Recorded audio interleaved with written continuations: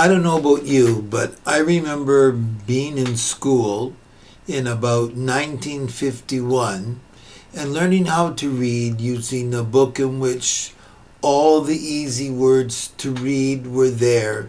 And we went over and over things like look at Spot, see Spot run, watch Spot go up the hill, and so forth.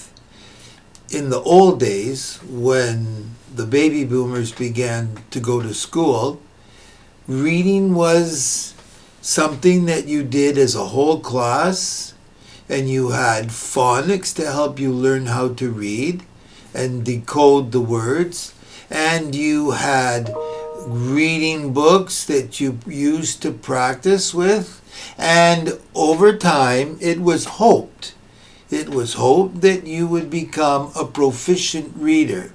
It was assumed that some of us would not only be proficient, but be intelligent readers so that we could apply what we read and understand what we read. Of course, the educators at the time spent a lot of time trying to talk about how to get people to understand. In one of the discussion groups that I participate in on Facebook called Vintage Niagara, somebody posted something about the SRA reading labs. It was all about, in those days, graduated reading. You went from so many words in your vocabulary to a larger number of words in your vocabulary to an even larger number of words in your vocabulary. And anybody that fell by the wayside, it was assumed that they just didn't have the ability to learn how to read properly or to learn how to write. By the time I became a teacher, there were still remnants of that, except there was something called groupings. And we were taught in Teachers College how to group students according to their ability. And still, it was language arts, reading, writing, speaking, and listening. Everybody did speeches. Everybody had to read for the teacher, and they marked us on our oral reading abilities. Everybody had to read and answer questions.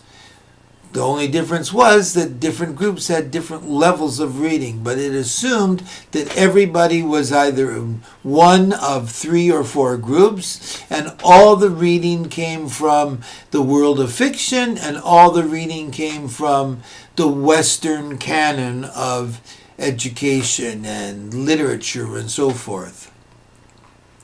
How do we get from there to where we are today, where we see reading as 4 different modalities, and that we are trying in the classroom to teach kids how to read so that they can think about what they're reading and become more literate?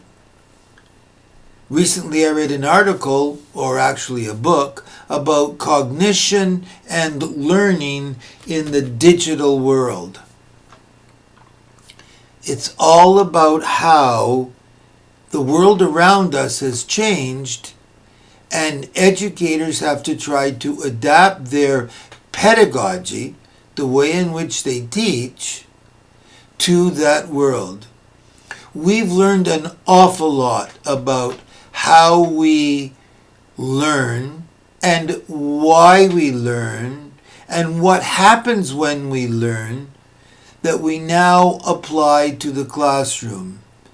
You will all remember when people went to teachers' college right after high school, or sometimes right after an undergraduate degree. And that was the end of it. Now, teachers' colleges are no longer teachers' colleges are now part of the university.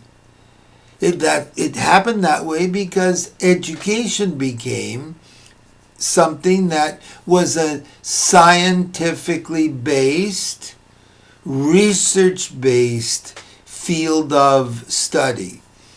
To get an undergraduate degree, a graduate degree, a PhD in education meant to look at some aspect of school and schooling and teaching and learning and so forth. Over time, that has meant an enhanced look at the science behind what goes on in the classroom.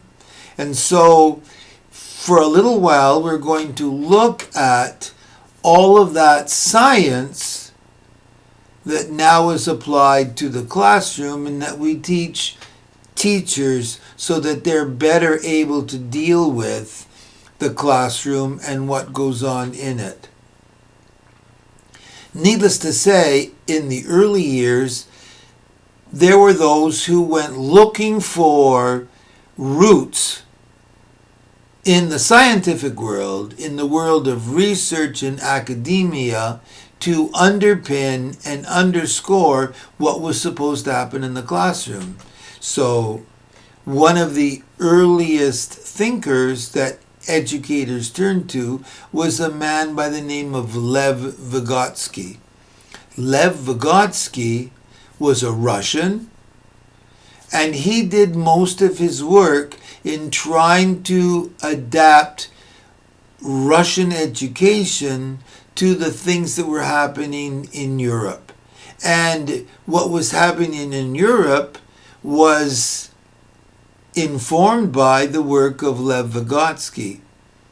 Lev Vygotzky and his ideas entered into the canon of education in North America as well, because Lev Vygotzky told us that all learning is social learning.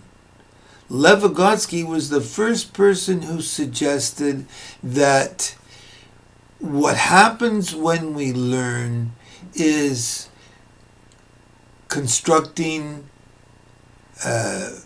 concepts, and that we construct those concepts through experience. This concept of constructivism has been seminal to what has gone on in the classroom. Vygotsky contributed to the overall discussions about pedagogy in the language classroom, in the literacy classroom, in that he advanced the idea of the zone of proximal development. Vygotsky said every student begins at one level, which is where he is functioning comfortably, and the goal of the educator is to set the bar just high enough so that there's a gap between where the student functions and where the student needs to go. And through constructivism, through providing experiences, we move that up, just like we go up a ladder. And so we came up with the idea, or educators came up with the idea of scaffolding. Scaffolding learning is all about going from one level of proximal development to another level of proximal development. The zone of proximal development is estimated to be where the student is comfortable and where the student might be stretching it, but is not frustrated. Because if we go and frustrate the student through the experiences that we provide them with, then learning is less likely to happen. If we set the zone, or assume the zone where the student is comfortable at is too low, then the student will be frustrated, because we're working above the zone of proximal development. So in terms of scaffolding in the classroom, whether that be reading skills, writing skills, listening skills, or oral skills, all of them require us to estimate for each student That's the key for each student, that zone of proximal development, so that we begin where the student is and raise the skill level of the student.